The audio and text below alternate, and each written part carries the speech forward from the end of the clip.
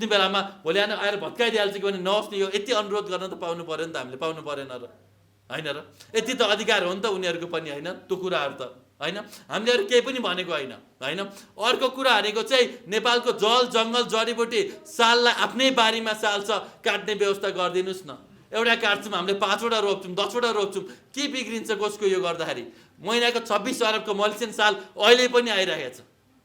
खुसीको कुरा हो, नाकामा अलिकति तरकारी फलफुल र राजस्वमा एकदम कडाइ भएको छ। एकदम गृह मन्त्री लगायत पर्दा मन्त्रीलाई एकदम धन्यवाद पनि दिन चाहन्छु यो कुरामा।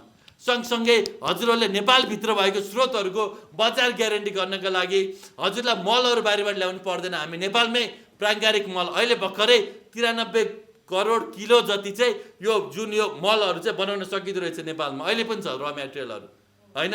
त्यसलाई चाहिँ हामीले सदुपयोग गर्नमा त्यतातिर ध्यान दिउँ न, होइन? आज भर्खरै हामी एउटा अल्लो फ्याक्ट्री हेमको फ्याक्ट्रीमा गइरहेको थियौँ। हरेक गाउँमा लगभग 5 देखि 6 लाखमा फ्याक्ट्री नै सेटअप हुँदो रहेछ। अल्लो होइन, यो भनौँ न कागुनो, अर्को भनेको चाहिँ हाम्रो बाइबो, अर्को भनेको फोस्रो, अर्को भनेको भाङ गाजा, अर्को भनेको चाहिँ केरा, सबैको फाइबर निकाल्ने मेसिन जम्मा 5 देखि 6 लाखमा हरेक पालिकामा हरेक ठाउँमा सेटअप गर्न सकिँदो रहेछ। त्यो भइसकेपछि त्यहाँनिर हामीले के भयो, खेतीपाती गर्न सकियो। त्यसबाट फाइबर बनाएर जुन खरबको लाउने कुराहरू आइरहेछ त्यसलाई आफैले बनाउन सकियो। अहिले हेर्नुहोस् न, अहिले पनि 14-15 खरबको खानेकुरा लाउने कुरा टेक्नोलोजी बाहिरबाट आइरहेछ र विदेशबाट रेमिट्यान्समा आएको पैसा जति सबै विदेशै गइरहेछ। यसरी त देश बनेन नि त।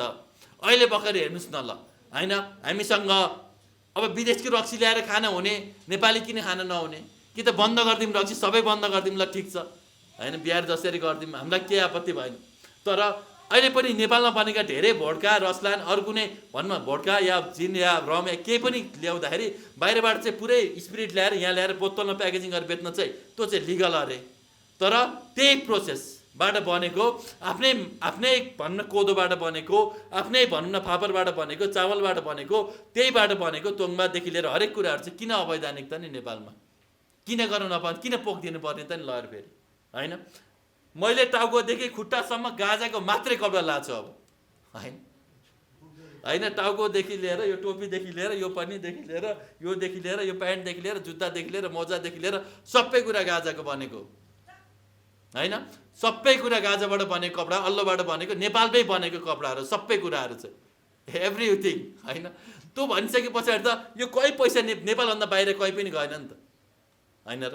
यो कुराहरू यति धेरै बन्दो रहेछ, यति धेरै बन्दो रहेछ, यति धेरै खेती रहेछ कि मैले सोचेको पनि थिएन नेपालमा यति धेरै अल्लो खेती होला, यति धेरै भाङ्रो खेती होला। पुलिसले जति फाडे पनि नसकिया रहेछ नेपालभरि अहिले पनि हेर्दाखेरि, होइन? भनेपछि त केही न केही त हामीले यो रिक्वेस्ट त गर्न पाउनु पऱ्यो नि त सरकारलाई, होइन? मैले ग्यारेन्टी सहित भनिदिन्छु, नेपालको साल मात्र वैधानिक गरिदिनुहोस्, रक्तचन्दन खेती गर्ने व्यवस्था गरिदिनुहोस्, अध्यादेश मार्फत गरिदिनुहोस्, कानुन संशोधन गरेर संसद मार्फत गरिदिनुहोस्, हामीलाई केही पनि छैन। र एउटा चाहिँ आज मेन भनेको चाहिँ देशको खाउँ, देशको लाऊ, देशमै रमाऊ, आत्मनिर्भर नेपाल महाअभियान।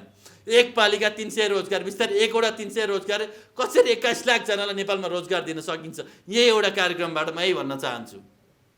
अहिले हजुरहरू नेपालको उत्पादन किन्न चाहनुहुन्छ भने फ्याक्ट्रीकै रेटमा यो सबै कपडाहरू हाम्रो आवाजेको रोयल लेदर भन्ने प्रिमियम ब्रान्ड छ, होइन? एकदम खतरा लेदर प्रोडक्टहरू छ।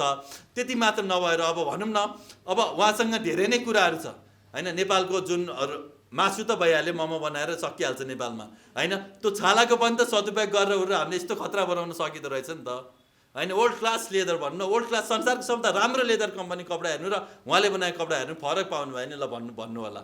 एकदमै हाई क्लास, एकदम स्ट्यान्डर्ड बनाउनु भएको छ। अलिकति खुसीको कुरा लागेको, हाम्रो नेपालमा हेलमेटहरू, यति हेलमेट्स, केपिआई हेलमेट्स नेपालको हेलमेट ब्रान्डहरू हो, होइन? हाम्रो अस्ति त्यही चितवनमा थियौँ, होइन? त्यहाँनिर यो एकदमै यो जडीबुटीको हरेक मेटेरियल, होइन? यार्साको क्याप्सुलदेखि लिएर सबै कुराहरू त्यही बन्दो रहेछ। मलाई अलिकति अचम्म लागेको कुरा यस्तो कुराहरू बुटोलमा रबर उद्योग पनि रहेछ, बुटोलमा धागो उद्योग पनि रहेछ। त्यहाँनिर अब आज बिहान हामी गयौँ धागो उद्योग खालका उद्योगमै गयौँ। गोरखकाली रबर उद्योगमा अस्ति हामी भिजिट गऱ्यौँ। 2072 सालसम्म राम्ररी चलेको गोरखकाली टायर बनिरहेको हाम्रो गोरखकाली रबर उद्योग जम्मा 10 वर्ष मात्र भयो बन्द भएको। त्यो बन्द पनि त्यही राजनीतिक विभाजनले गर्दा बन्द भयो। त्यसलाई अब चलाम भन्ने कुरामा चाहिँ धेरै कुराहरू भइरहेछ, ढिला नगरौँ, झ्यापझुप चलाम। बुटोल धागो कारखाना हामीले धेरै वर्ष भयो अध्ययन गरेको त्यहाँनिर, होइन? त्यहाँनिर आजभन्दा 40 वर्ष अगाडि 2039 सालमा 40 भन्दा 43 वर्ष 44 वर्ष अगाडि जतिखेर एक बोरा सिमेन्टलाई 25 रुपियाँ पर्थ्यो, एउटा इट्टालाई 32 पैसा पर्थ्यो, त्यतिखेर 20 करोड बनेको धागा कारखाना अहिलेको 20 खरब बराबर हो। तर जस्ताको तस्तै झन् जिडा अवस्थामा पुगेको छ। अस्ति हामी भिरकुटी कागज कारखानामा गयौँ त्यहाँनिर, होइन? भिरकुटी कागज कारखानामा जाँदाखेरि गोल्छाले लिएको होइन, गोल्छाले लिएको रहेछन्। त्यहाँ इन्टरनलले गर्दा केले गर्दाखेरि त्यहाँनिर नचलेर त्यही हालतमा पुगेको छ त्यहाँनिरको उद्योग, होइन? अब हेटौडा सिमेन्ट कारखानादेखि लिएर, होइन, जनकपुर चुरोटदेखि सबै कारखानाहरू यति ठुलो मासमा प्रोडक्सन हुन्थ्यो कि एक महिनामा बुटोलमा 4500 मेट्रिक टन धागो प्रोड्युस हुन्थ्यो त्यहाँनिर। अब त्यो भनेको नेपाल मात्र नभएर विदेशका धेरै देशहरूलाई हामीले त्यहाँबाट सप्लाई गर्थ्यौँ। हाम्रो भिरकुटी कागज कारखाना कागज लिएर गएर जापानमा पैसा प्रिन्ट हुन्थ्यो त्यहाँनिर। अस्तिको एउटा दाई भेटेको थिएँ, होइन, गोर्खाको भच्चेकमा जाँदाखेरि, होइन, ईश्वर बस्नेत भन्ने नामै भनौँ, दाइले सानसानो फलाम खानेहरू खोज्दै हिँड्नुहुँदो रहेछ र फलाम निकाल्नु हुँदो रहेछ कि त्यहाँनिरबाट क्या हो, होइन? यति धेरै फलाम खानेहरू 125वटा फलाम खानेहरू। नवलपरासीको एउटा मात्र फलाम खानीले नेपालको 100 वर्षलाई फलाम पुग्छ सर, होइन? कति लगानी लाग्छ भनेको लगभग 1-2 अरब जति, 2-4 भनौँ न, त्यो त्यस्तो जस्तो लाग्दो रहेछ। अनि त्यहाँ कति फाइदा हुन्छ भने 10 खरब हुँदो रहेछ। 10 खरब फाइदा हुन्छ भने 1 खरब लगानी गरेर पर्छ भने गरौँ न मिलेर। सरकारले सक्दैन, प्राइभेट सेक्टरले गरौँ, सबैले मिलेर गरौँ, होइन? त्यहाँनिर स्टडी गर्दाखेरि एउटा कम्पनीले स्टडी गरेको सबै रिपोर्ट हेर्दाखेरि 100 वर्षलाई फलाम पुग्छ। त्यहाँबाट 100 मेट्रिक टन भन्दा धेरै फलाम एउटा खानीबाट निस्किन्छ। त्यस्ता खानी 162वटा खान, तामाखान त्यति छन्, हिराखान त्यति छन्। सरकारले के बुझ्नु पर्यो भन्दाखेरि चाहिँ हरेक बोटमा पैसा छ, हरेक झाडीमा पैसा छ। यो वर्ष आर्थिक उन्नतिको वर्ष घोषणा गर्नु पर्यो, यो वर्ष आत्मनिर्भरताको वर्ष घोषणा गर्नु पर्यो, यो वर्ष कृषि क्रान्तिको वर्ष घोषणा गर्नु पर्यो र हरेक बोटमा पैसा पलाउन सक्नु पर्यो हामीले त्यहाँनिर गएर, होइन?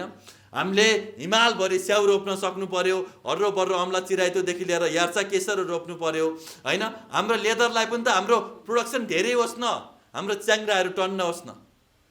त्यही हेर्नु, न्युजिल्यान्डकै कुरा गरौँ, हिजो त्यहाँको एउटा साथी आएको थियो, होइन? त्यहाँनिरको जनसङ्ख्या लगभग 10-11 मिलियन या 6 देखि 12 मिलियन त्यति छ। तर त्यहाँनिरको त्यहाँनिर चाहिँ प्रोडक्सन 40 मिलियनलाई चाहिँ खाद्यान्न उत्पादन हुन्छ र संसारभरि उनीहरूले उत्पादन गरेर पठाइरहेको छ। हाम्रो जस्तै हिमाली देश, हाम्रो जस्तै हिमाली क्षेत्र हो, होइन?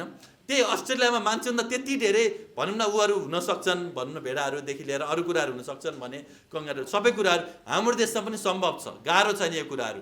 हिमालभरि भेडा र च्याङ्रा पालौँ, होइन, टक्क लाएर त्यहाँ बस्ने मान्छेलाई महिनाको 1 लाख कमानी बनाउन सकिन्छ कि साथी हो, ढुक्क सकिन्छ। र हाम्रो यो अभियान के हो भनेर भन्नु पर्दाखेरि आत्मनिर्भर नेपाल महाअभियान भनेको हरेक सहरमा हामीले टिम बनाइरहेको छौँ। गोठालो भनेर एप छ, बेच्नु मन लागेको गोठालो सेलर एप डाउनलोड गर्नुहोस्, किन्न मन लागेको गोठालो एप डाउनलोड गर्नुहोस्। अहिले हामीले माटोहरू बनाइरहेको छौँ देशभरि।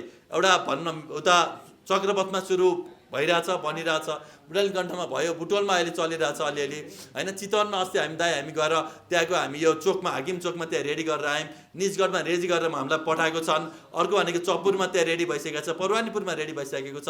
हरेक सिस्ने गाउँपालिकामा गएर हामीले सङ्कलन केन्द्र, वितरण केन्द्र खोलेर आएको छौँ। जुम्ला जिल्लाको पश्चिम भेरीको, हामीले पश्चिम रुकुमको सानो भेरीमा गएर त्यहाँनिरबाट केही सङ्कलनहरू गरेर आएको छौँ। रोल्पा, सल्यानको हरेक गाउँहरूमा हामीले त्यहाँनिरको उत्पादनलाई व्यवस्थापन गर्ने भनेर आएको छौँ। नेपालको हरेक गाउँपालिकामा सङ्कलन केन्द्र, वितरण केन्द्र, नर्सरी, कोल्ड स्टोर बनाउने र हरेक सहरमा मेड इन नेपाल मार्टहरू बनाउने, देशमा हरेक पालिकामा 300लाई रोजगार दिने, हरेक सहरमा 500लाई रोजगार दिने र बिस्तारै यसलाई वडा लेभलमा पुर्यायो भने आजको 3 वर्षमा 20 देखि 21 लाखले रोजगार पाउँछ। यो हामीले मात्र गरेर या 2-4 जना हाम्रा साथीभाइ मिलेर गरेर हुँदैन, यसमा सारा नेपाली एक हुनुपर्छ। र यो देश बनाउने हो भने अब हामी विरोधको राजनीति होइन साथी हो, अब हामी विकासको राजनीति गर्नुपर्छ। पोजिटिभ कम्पिटिसन होस् न। उहाँले यति धेरै एक्सपोर्ट गर्नुभयो, मैले कति धेरै एक्सपोर्ट गरौँ, उहाँले यति धेरै समाजसेवा गर्नुभयो, मैले झन् धेरै समाजसेवा गरौँ, उहाँले काउले यति धेरै फलाउनु भयो, मैले त्योभन्दा धेरै बन्दा फलाम, उहाँले चाहिँ यति राम्रो कपडाहरू डिजाइन गर्नुभयो, मैले त्योभन्दा राम्रो कपडा डिजाइन गरौँ, उहाँले यस्तो राम्रो एपहरू बनाउनु भयो, मैले त्योभन्दा राम्रो एपहरू बनाउन सकौँ, उहाँले यस्तो भन्न डिजाइनको यस्तो ब्रान्डहरू